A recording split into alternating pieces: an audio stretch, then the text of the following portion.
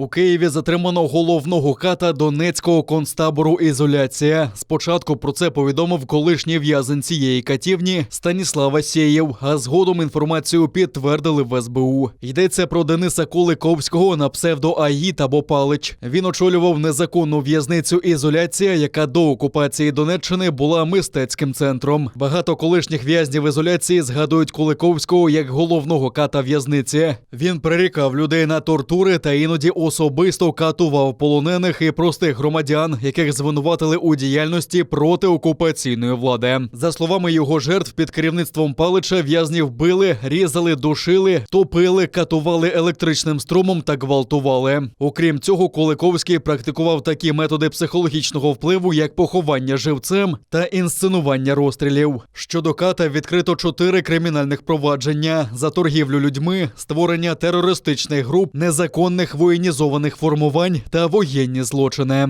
За інформацією СБУ, цей чоловік організував та брав безпосередню участь у вбивствах та катуваннях протиправно ув'язнених громадян України. Наразі щодо колишнього бойовика проводяться визначені законодавством процесуальні заходи.